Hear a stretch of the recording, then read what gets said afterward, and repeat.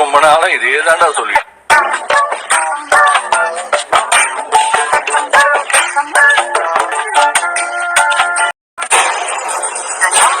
அம்மா உங்களை அங்க சாப்பிட கூப்பிட்டு இருக்காங்க, நீங்க வராம இங்க உட்கார்ந்துட்டு இருக்கீங்க.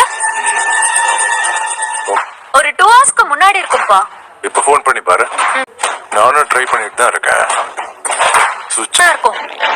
செட்டில் ஆகி தூங்கி இருப்பாப்பா. நீங்க வீட்டுல லேண்ட்லைனுக்கு அடிங்க. சென்னையில இன்னும் வரவே இல்லைன்னு சொல்றான். ஐயோ, எல்லாம் முடிஞ்சு வெளியே வரும்போது லண்டன் நம்பர்ல இருந்து எனக்கு போன். அப்புறம் என்னாச்சுன்னு தெரியல.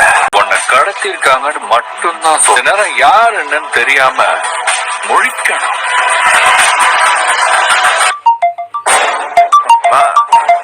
தங்கம் எங்கடா இருக்கு? அப்பா என்ன கடத்திட்டாங்கப்பா. அப்பா ஏர்ல நீ அப்பா ஜெயாத்தனம் கிழிச்சிரும் அவங்க அப்ப. நேரம் யார் என்னன்னு தெரியாம போனே அட்டன் பண்ணல, அதுக்குள்ள என்னோட அப்பா அப்பானே. ராகவ உனக்கு தெரியவே தெரியாதுப்பா.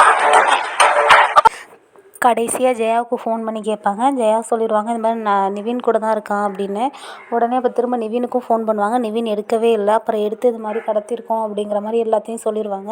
விஜய் வந்து கேட்பார், காவேரியோட வீட்டு டாக்குமெண்ட்ஸ் எல்லாத்தையும் கொண்டு வந்து கொடுத்துட்டு உன் பையனை நீ அழைச்சிட்டு போ அப்படிங்கிற மாதிரி சொல்லிடுவார்.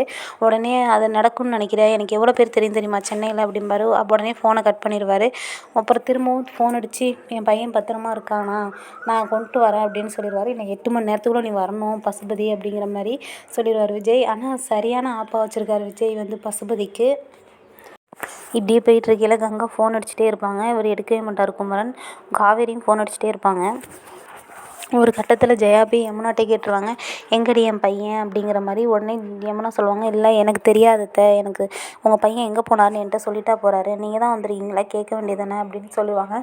இல்லை இது மாதிரி கொஞ்சம் நல்ல விதமாக பேசி கேட்பாங்க. ஒருவேளை யமுனாவுக்கு சந்தேகம் வந்துடும், காவேரி கூட தான் போயிட்டாரா நிவின் அப்படிங்கிற மாதிரி. அந்த ஜென்மத்தை திருத்தவே முடியாது அப்படின்னு சொல்கிறவங்க நம்ம சேனலுக்கு ஒரு லைக் போட்டுப்போங்க. யமுனா வந்து நிவினுக்கு ஃபோன் அடிப்பாங்க. உடனே நிவின் ஃபோன் எடுத்து கத்துவார், எங்கே இருக்கீங்கன்னு கேட்க தானே ஃபோன் அடித்தேன் அப்படிம்பாங்க. உடனே யமுனா சொல்லுவாங்க, நான் அந்த மாதிரி உங்கள் அம்மா கேட்டாங்க எங்கேன்னு தெரில அப்படின்னு. நான் உடனே நிவின் சொல்லுவார், நான் எங்கே போனால் உனக்கு என்ன, நீ நிம்மதியாக இரு அப்படிங்கிற மாதிரி சொல்லிட்டு வச்சுருவார். இந்த பக்கம் பார்த்தா கங்கா புலம்பிகிட்டே இருப்பாங்க. நான் சொல்கிற எதையுமே இவர் கேட்க மாட்டுறாரு, நான் போகக்கூடாதுன்னு தானே சொன்னேன் விஜயோட, ஆனால் அவர் போகிறாரு, வரட்டும் நான் பேசிக்கிறேன் அப்படிங்கிற மாதிரி கங்கா வந்து புலம்பிக்கிட்டே இருக்காங்க. இப்போ காவேரிகிட்ட கேட்பாங்க, உன்கிட்ட சொல்லாமல் எங்கேயுமே போயிருக்க மாட்டாங்க காவேரி, எங்கேன்னு சொல்ல அப்படின்னு. உடனே காவேரி, அக்கா நானும் உன் கூட தானே இருக்கேன், எனக்கு எப்படி தெரியும் அப்படிங்கிற மாதிரி கேட்டுருவாங்க.